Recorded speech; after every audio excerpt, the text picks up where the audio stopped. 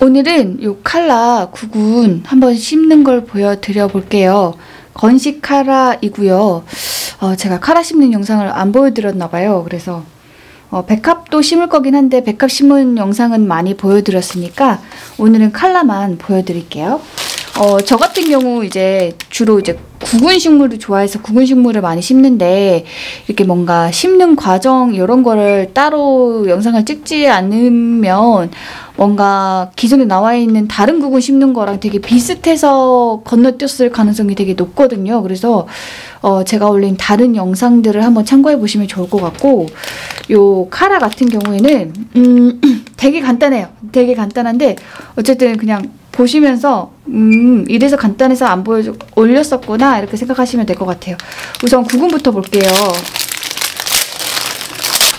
제가 봉지를 너무 터프하게 뜯었는데 이렇게 터프하게 뜯으면 안 돼요. 왜냐면 여기 위에 지금 싹이 살짝씩 있는 상태이기 때문에 이게 또 부러지면 이게 결국엔 다 잎이 되고 꽃이 된단 말이죠. 걔네들이 이제 분질러지는 것이기 때문에 조심히 열어주시는 게 좋고, 여기에 이렇게 보면 마른 조직들 있어요. 뿌리일 수도 있고요. 아니면 뭐 잎이나 이런 게 좀 남아있을 수도 있는데 제거해도 되고 안 해도 되긴 한데 저 같은 경우는 좀 굳이 깔끔하게 심자주의여서 제거를 해주는 편입니다. 그래서 요거 정리해야 되고, 얘 말고 요거는 이제 제가 수확한 구근이에요. 노란색도 있을 거고 핑크색도 있을 거고 하얀색도 있을 거거든요. 제가 그동안 한 3개 정도 사서 키웠던 것 같아요. 근데 이제 지금 보면 구근이 5개가 됐다고 해야 되나? 그런 상황이죠. 지금 보시면 하나, 둘, 셋, 넷, 다섯, 여섯 조각이긴 한데 어쨌든 3개예요. 막 이렇게 분구가 된 애들도 있고 아니면 한 덩어리가 계속 이렇게 그 사이즈를 유지하면서 이렇게 버텨온 것도 있고 해요. 각각의 색깔은 제가 따로 구분은 안 해서 뭔지는 모르겠고 심어봐야 올라오는 거 봐야 뭐가 뭔지는 알 것 같아요. 지금 보시면 작은 애들은 되게 찌끄매졌는데 그래도 이제 큰 거는 구매했을 때 상태랑 거의 달라진 게 없죠. 만약에 이렇게 심었는데 싹이 안 꽃이 안 피면은 그럼 내가 좀 구근이 작아서 양분이 부족해서 그런가 보다 이렇게 생각을 하시고 햇빛을 최대한 많이 보여주시면서 영양제 잘 챙겨주시면서 구근 사이즈를 늘리는데 좀 신경을 써주시면 좋을 것 같고, 얘 같은 경우는 이제 추식 구근인 그 튤립이랑은 좀 달라서 이렇게 사이즈가 커야지만 안에 꽃눈이 있고 작은 거는 꽃눈이 없고 그러지는 않아요. 얘네들 영양 상태에 따라서 이게 달라지기 때문에 아무리 구근이 커도 햇빛이 부족한 데서 키우면은 꽃이 적게 피거나 안 피거나 할 수 있고, 구근이 작아도 햇빛이 되게 좋은 곳에서 햇빛 많이 보여주면서 이렇게 키우면 또 꽃이 많이 여러 개 피는 경우도 있기 때문에 너무 구근의 이 영양분만 믿지는 마시고요. 키우시는 환경 중에서는 최대한 햇빛이 많이 보여주는 환경에서 키우시면 좋을 것 같아요. 그래서 저 같은 경우는 지금 사는 집이 동양도 있고 서양도 있거든요. 근데 이 건식 카라 같은 경우는 서양에 두면서 키우고 있어요. 아무래도 서양에 두고 키우면 저희 집 서양이 이제 일조 시간, 빛을 쬐는 시간이 더 길기도 하거니와 이게 빛을 쬐 때 아침빛 같은 경우는 온도가 너무 차가울 때 빛을 받잖아요. 그러다 보니까 이게 동일한 시간 빛을 받더라도 서쪽에서 빛을 받는 것보다는 광합성 효율이 좀 더 떨어져요. 이 광합성이라고 하는 작업 자체가 그냥 단지 빛을 받고 그걸로만 이루어지는 작업이 아니고 거기에 도움을 주는 단백질 효소 같은 것들의 도움도 있고 하다 보니까 온도가 높으면 높을수록 그 광합성이 더 좋아지거든요. 여러분들 중학교 때 배웠던 그 광합성 그래프 생각을 해보시면 이 광합성이 이산화탄소가 많아지면 많아질수록 이렇게 상승 곡선을 긋다가 어느 순간부터는 이제 이산화탄소 양이 많아도 더 이상 광합성 양이 증가하지 않고 그냥 그대로 쭉 가잖아요. 이게 빛도 마찬가지거든요. 빛도 이렇게 많으면 많을수록 이렇게 쭉 상승하다가 어느 순간 되면 이렇게 쭉 가는데 유일하게 딱 온도만 이 온도가 상승하면 상승할수록 광합성이 이게 그래프가 이렇게 상승하다가 어느 지점 되면 갑자기 확 거꾸로들어서 아예 이제 또 광합성이 안 되거든요. 그 기점이 36.5도 정도 되는데 그게 광합성에 관계하는 그 단백질 효소의 활동이 온도가 올라갈수록 이렇게 점점 기하급수적으로 이렇게 증가하다가 36.5도가 지나고 나면 이제 그 단백질 효소 같은 경우는 변성이 되기 때문에 뚝 떨어지는 거예요. 그래서 동일한 시간에 빛을 쬐다면 아침 온도가 막 5도, 10도 이럴 때 빛 받아가지고 강압성 하는 것보다는 온도가 20도, 25도 이럴 때 빛 받아가지고 강압성 하는 게 훨씬 더 좋기 때문에 좀 온도에 상관없이 그냥 빛만이 받으면 장땡인 상황에서는 동양보다는 서양이 훨씬 더 식물에게는 좋아요. 근데 이제 제가 주로 키우는 추식구군 같은 경우는 온도에 상당히 민감하기 때문에 오히려 서양을 받으면 휴면 온도에 빨리 도달해서 이제 식물이 빨리 시드는 원인이 될 수 있어서 굳이 아침빛을 쬐게 하죠. 어쨌든 그래서 얘 같은 경우는 온도도 좀 좋고 빛도 좋은 그런 환경에서 키우는 게 좋고 일단 손질을 해보겠습니다. 이렇게 구근 손질은 다 했고요. 제가 따로 나중에 카라 구근 수확과 관련돼서는 영상을 찍어서 올릴 계획이 없기 때문에 여기서 말씀을 드리자면 여러분들이 요거 심고 나면은 추운 곳은 한 10월, 따뜻하면은 11월, 12월쯤에 얘를 이제 수확을 해야 될 거예요.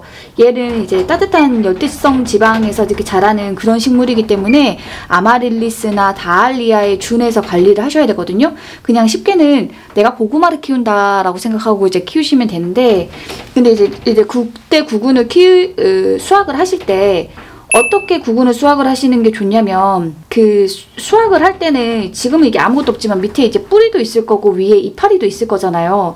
그러면 아주 바싹 마른 줄기가 아니면 그냥 뽑아 놓은 상태로 그냥 가만히 내버려 둬주세요. 흙까지 이렇게 통째로 말리면서. 그러면 뿌리에 있는 영양분, 수분, 잎에 있는 영양분, 수분이 전부 다 이 구근에 모여 들어가지고 구근이 더 통통해지거든요. 근데 수확하면서 내가 이걸 깔끔하게 하고 싶다 그래가지고 막 뿌리 떼어버리고 막 줄기 떼어버리고 그러면 이 구근이 되게 찌끔해져요.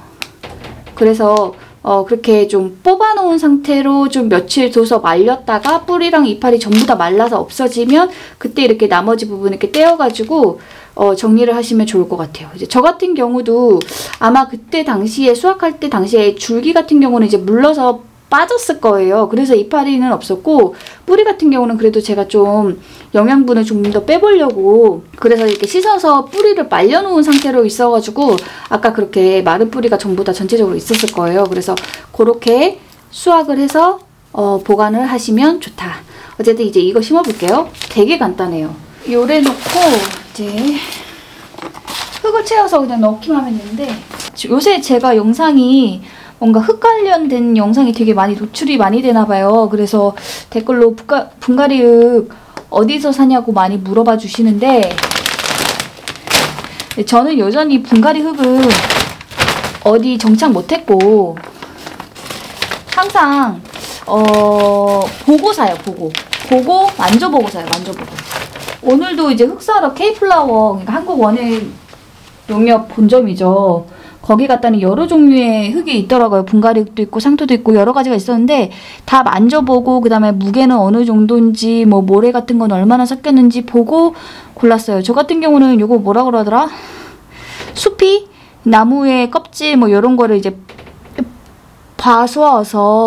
부수어서 이거를 숙성시킨 거 그런 걸 섞은 흙을 되게 선호해요. 개인적으로. 그리고 이런 흙에 이제 대체적으로 모래 같은 것도 많이 섞어주셔가지고 좀 무겁고 좀 차갑고 막 그러거든요. 통기성도 좋고 그래서 배수성도 좋고요. 그래서 저는 이런 흙을 선호하는데 이게 식물을 키우다 보면 각자의 성격이 다 달라서 거기에 맞는 흙 상태도 다 다르거든요. 그래서 제가 쓴다고 해서 무조건 좋은 줄 알고 그냥 이렇게 따라 하시면 안 되고요. 여러 가지 종류를 골라서 한번 써보세요. 다양하게 써보시고 경험을 하다 보면 나는 이 흙이랑 좀 더 맞네? 이 라이프 스타일이나 성격이랑 맞는 흙이 분명히 있을 거예요. 그래서 그 흙을 갖다 쓰시고요. 통기성에 특별히 문제가 있는 경우만 아니면은 사실은 이제 식물의 영양분은 우리가 비료나 영양제로 보충을 해줄 수 있는 거기 때문에 그냥 이 흙에 너무 완벽한 뭐 그런 거를 기대하지는 마시고요. 그냥 내가 보충을 하면서 써야겠다. 크게 못하는 부분만 없으면 된다. 이렇게 생각하고 쓰시면 좋을 것 같아요. 그래서 저는 흙에 그렇게 큰 돈 쓰자 주의도 아니거든요. 그래서 요것도 30리터에 11,000원에 샀는데 그냥 요 정도면 그냥 무난한 것 같아요. 아무튼 그렇습니다. 그래서 흙은 여러분들이 그렇게 스스로 이렇게 여기 이거저거 사서 경험을 해보셔라. 이 흙은 저기 K플라워라고 하죠. 한국 원예 농협 거기 본점에서 사온 거다. 인터넷에서는 안 팔아요, 이게. 지금 흙을 이렇게 한 절반 정도 넣었는데, 백합이라면 이제 이 정도 타이밍에서 이제 구근을 넣어야 되는데, 카라는 그렇지는 않습니다. 카라는 튤립이랑 좀 비슷한 듯? 자, 이 정도만 하고, 심으실 때, 여기 이제 넣을 때, 구근을